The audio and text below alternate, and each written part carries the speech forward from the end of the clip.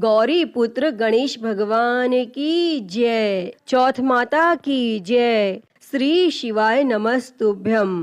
प्रिय भक्तजनों, आप सभी को आश्विन माह की संकष्टी गणेश चतुर्थी की ढेरों शुभकामनाएं।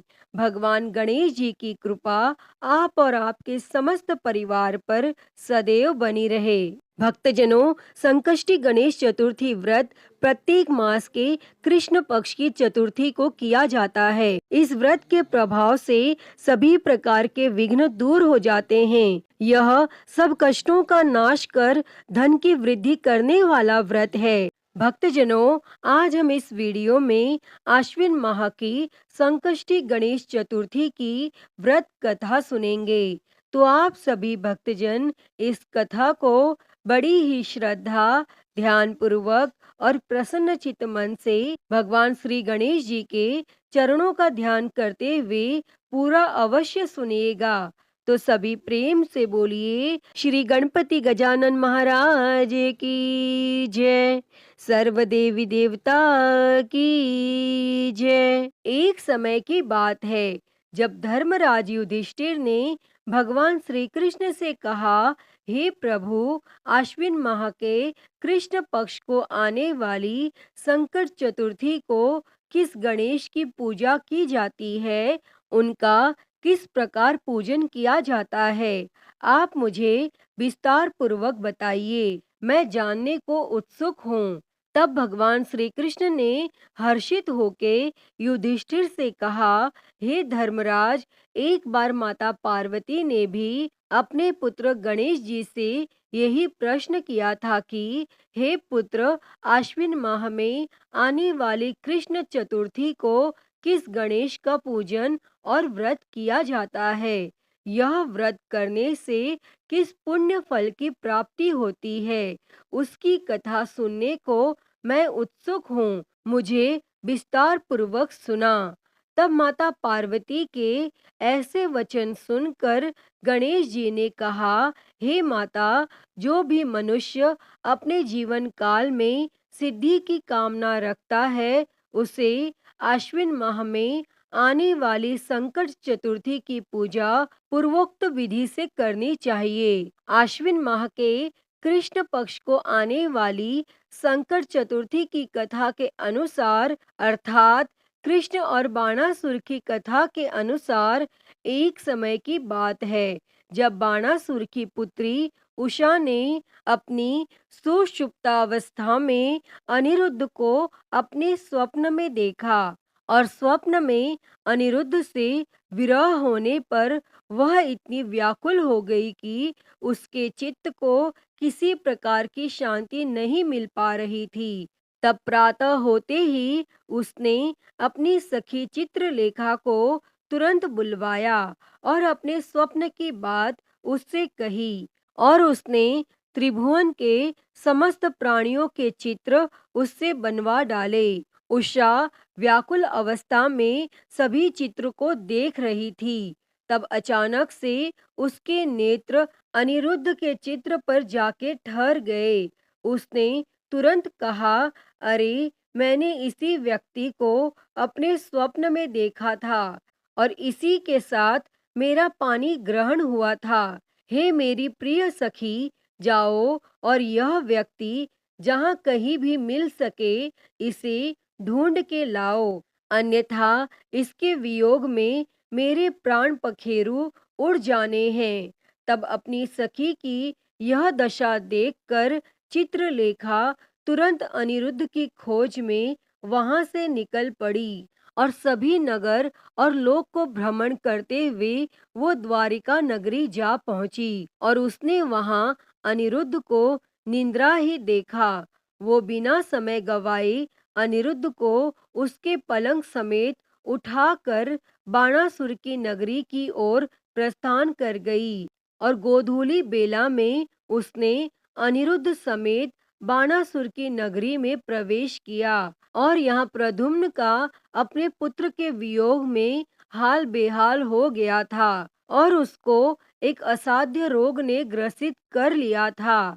और तब यहाँ अपने पुत्र प्रद्युम्न और पौत्र अनिरुद्ध की घटना से भगवान श्री कृष्ण भी व्याकुल हो उठे थे और वहीं रुक्मणी जी भी अपने पौत्र की अनुपस्थिति में दुखी मन से विलखने लगी थी और खिन्न मन से भगवान श्री कृष्ण से कहने लगी, हे नाथ, क्या हमारे पौत्र अनिरुद्ध का किसी ने अपहरण किया है या वह खुद अपनी इच्छा से कहीं चला गया है? मैं अत्यंत शोकग्रस्त हूँ, कहीं मैं अपने प्राण न त्याग दूं।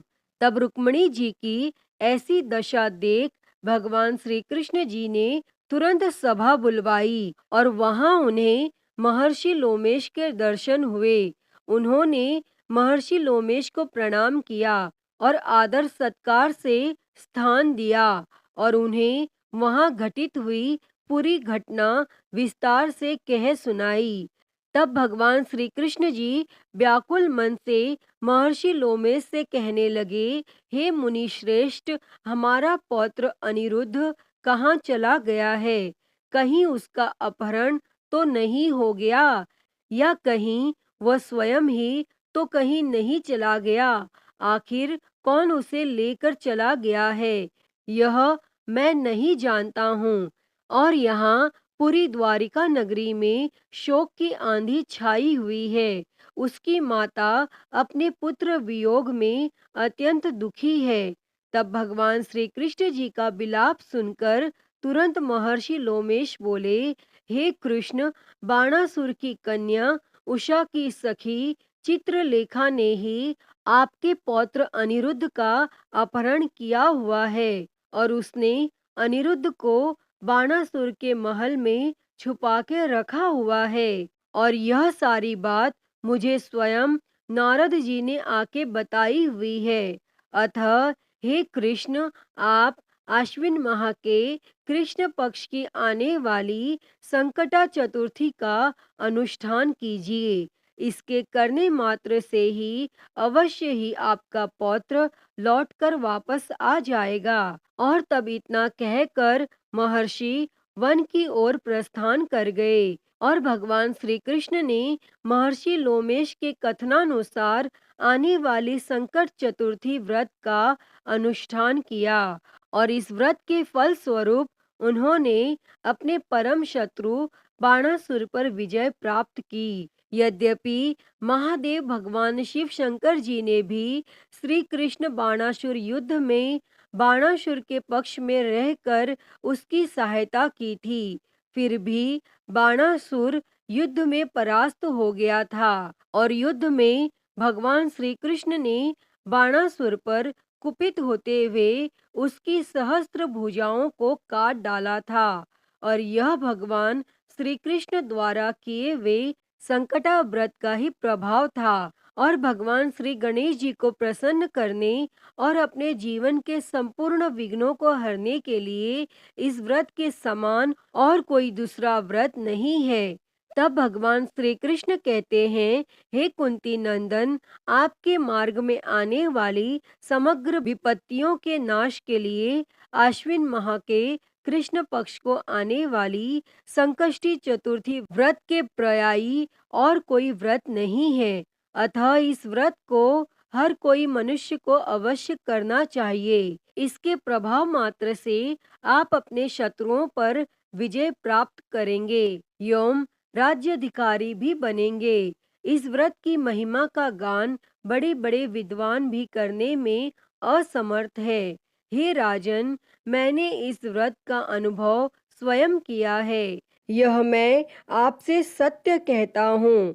जो मनुष्य भगवान श्री गणेश जी के इस चरित्र को सुनते अथवा सुनाते हैं, उन्हें सब कार्यों में सिद्धि प्राप्त हो जाती है। अतः ही भगवान श्री गणेश जी इस कथा को कहते, सुनते और हुंकारा भरते सभी पर सदैव अपनी कृपा बनाए रखना।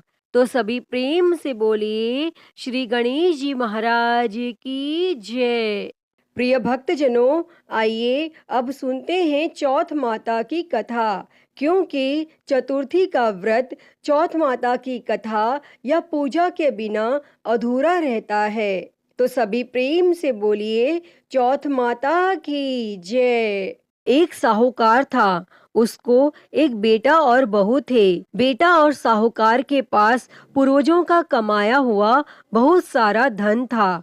दोनों कुछ काम नहीं करते, उसी धन संपत्ति से अपना गुजारा करते थे। और जब भी बहू गाय को रोटी देने नीचे जाती तो उसकी पड़ोसन पूछती, बहू क्या खाकर आई है? तब बहू कहती, ठंडी बासी खाकर आई हूँ। तब एक दिन साहूकार के बेटे ने यह बात सुन ली और उसने अपनी माँ को सारी बात बताई और पूछा, माँ तू रोज गर्म गर्म खाना परोसती है, तब भी तेरी बहू पड़ोसन से ठंडी बासी खाकर आई हूँ ऐसा क्यों कहती है?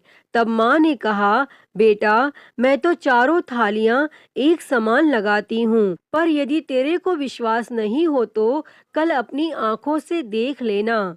और फिर दूसरे दिन बेटा तबीयत खराब होने का बहाना करके लेट गया और उसने देखा कि उसकी पत्नी ने खीर खांड का गर्मा गर्म भोजन किया और रोजाना की तरह वो नीचे उतरी। तब पड़ोसन ने पूछा, बहू क्या खाकर आई है? और उसने वही रोजाना वाला जवाब दिया। तब उसके पति ने उसका हाथ पकड़ लिया और पूछा, अभी तो तू गर्म गर्म खाना खाकर आई है, फिर झूठ क्यों बोला? तब उसकी पत्नी ने कहा, ये धन न तो आपका कमाया है और ना ही आपके पिताजी का। अगर इसी तरह धन खर्च करते रहे तो एक दिन गरीब हो जाएंगे। तब उसके पति को अपनी पत्नी की बात बुरी लगी और वह कमाने के लिए विदेश चला गया और यहाँ उसकी पत्नी 12 महीने की चौथ का व्रत किया करती थी।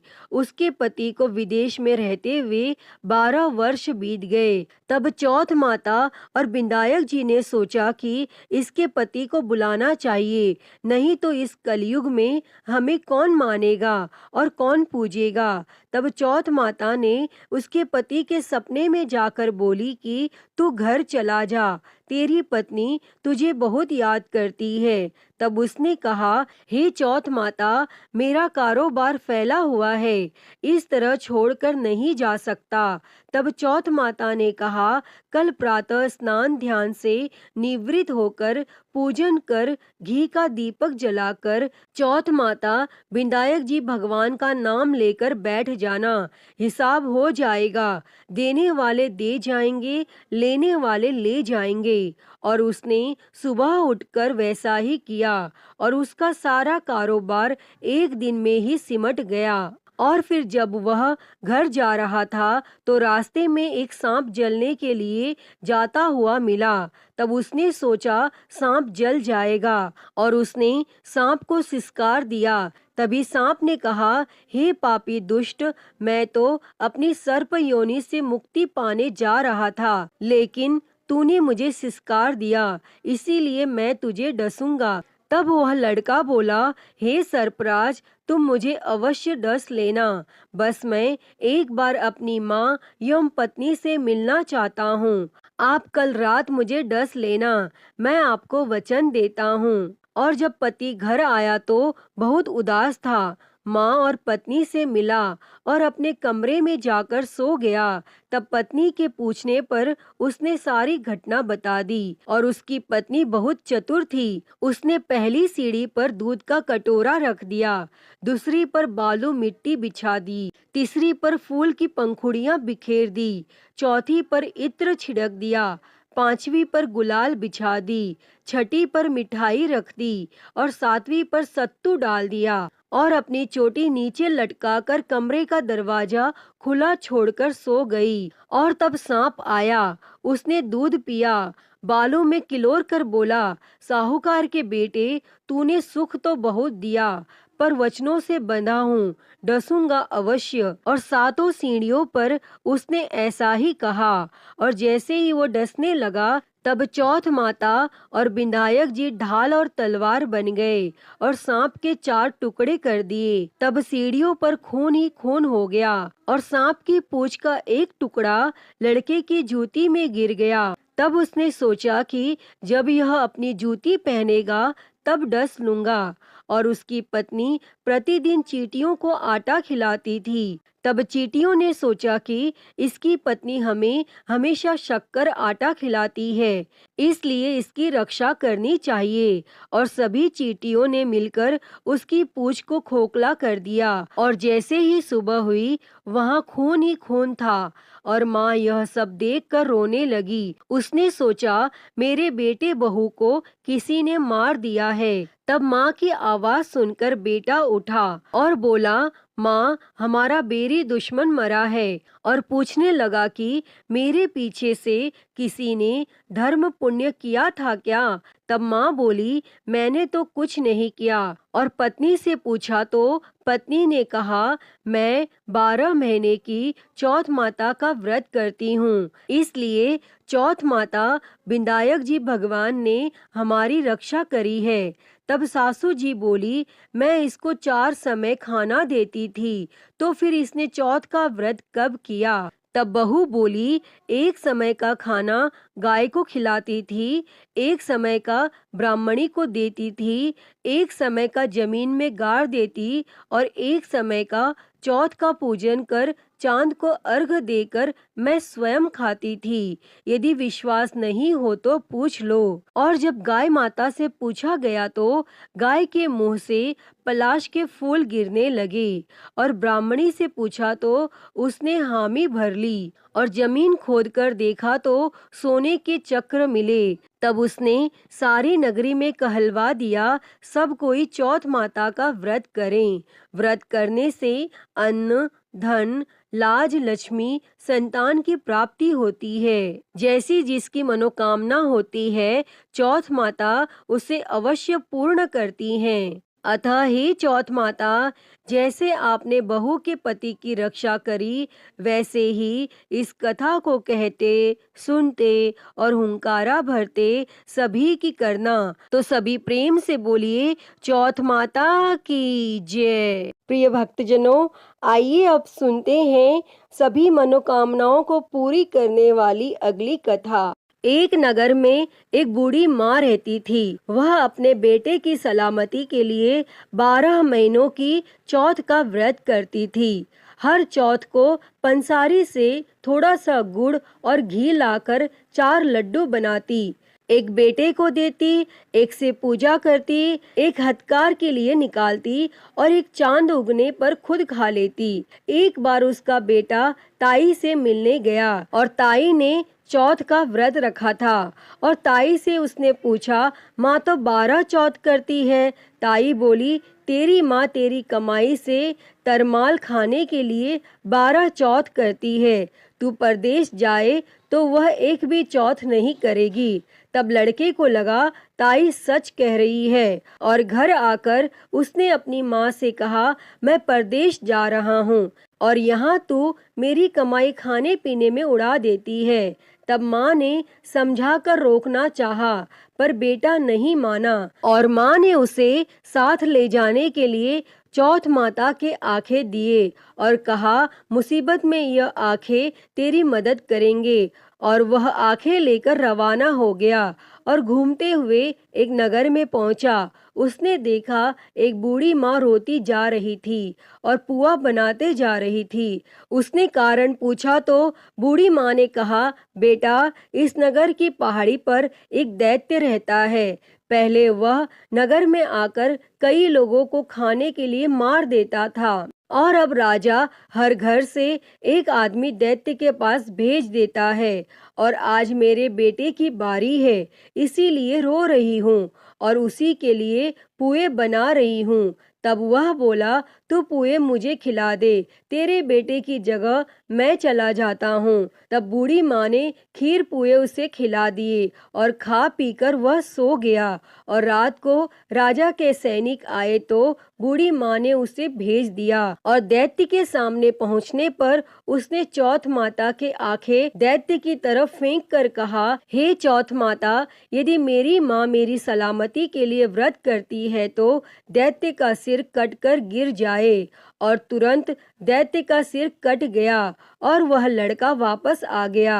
तब राजा ने उसे उपहार देकर विदा किया और चलते हुए एक दूसरे राजा के नगर में पहुंचा। और इस नगर में आवा तभी पकता था जब एक इंसान की बलि दी जाती थी और सिपाहियों ने उसे पकड़कर आवे में चुन दिया। लड़के ने आंखें आवे में डाले और कहा, हे चौथ माता, यदि मेरी माँ मेरे लिए व्रत करती है तो आवा मेरी बलि लिए बिना ही झट से पक जाए। और आवा तुरंत पक गया। आवे में से मिट्टी की जगह सोने चांदी के बर्तन निकले। अंदर से लड़का बोला, बर्तन धीरे धीरे निकालना, मुझे लग नहीं जाए। तब राजा ने उसे निकलवाया और पूछा, इस आवे से तुम बच कैसे गए? तब लड़के ने बताया कि उसकी माँ चौथ माता का व्रत करती है और व्रत के कारण ही वह बच पाया। लेकिन राजा को विश्वास नहीं हुआ और उसने एक चांदी की सुराही मंगवाई और कहा कि सुराही की नली से निकल कर दिखाओ, तभी मुझे विश्वास होगा। और तब लड़के ने चौथ माता को याद करके आंखें सुराही में डाली और कहा, मैं भौरा बनूं, सुराही से निकलूं।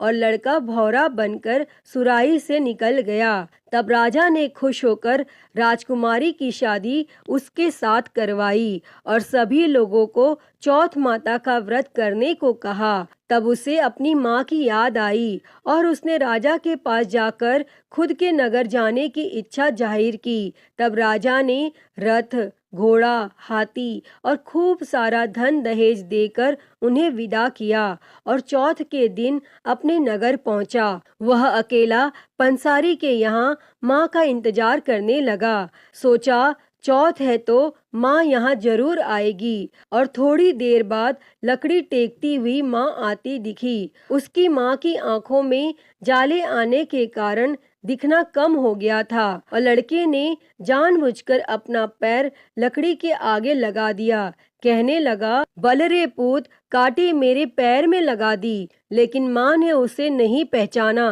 कहने लगी, भैया, मुझे चाहे कितनी गाली निकालो पर मेरे बेटे को कुछ मत कहना। तब बेटा माँ के चरणों में गिर पड़ा। कहा, माँ, मैं तेरा ही बेटा हूँ, मुझे माफ कर दो। तब माँ ने उसे गले लगा लिया और नगर के लोगों ने विश्वास नहीं किया कि वह उसी का बेटा है। बूढ़ी माँ ने चौथ माता को याद करके कहा, हे चौथ माता, यदि मैं अपने बेटे के लिए व्रत करती हूँ तो मेरे स्तन में दूध भर जाए और उसकी सारी धार मेरे बेटे के मुंह में गिरे। तब माँ के स्तन से दूध की धार निकलकर बेटे के मुंह में गिरने लगी और लोग चौथ माता की जय जयकार करने लगे और उस नगर के सभी लोग चौथ माता का व्रत करने लगे। अतः हे चौथ माता, जैसे बूढ़ी माँ और उसके बेटे की सहायता की, वैसे ही हमारी भी करना। इस कथा को कहने, सुनने और हुंकारा भरने वालों पर सदैव अपनी कृपा बनाए रखना। तो सभी प्रेम से बोलिए, चौथ माता की जय। प्रिय भक्तजनों, तो मैं उम्मीद करती हूँ कि आपको आज की ये कथा पसंद आई होगी और अगर वीडियो अच्छी लगी हो तो इसे लाइक करें, ज़्यादा से ज़्यादा शेयर करें और कमेंट बॉक्स में भगवान गणेश जी की जय लिखना ना भूलें और हरिहर भक्ति चैनल को सब्सक्राइब कर नोटिफिकेशन बेल को ज़रूर ऑन कर लें। हर हर महादेव। धन्यवाद।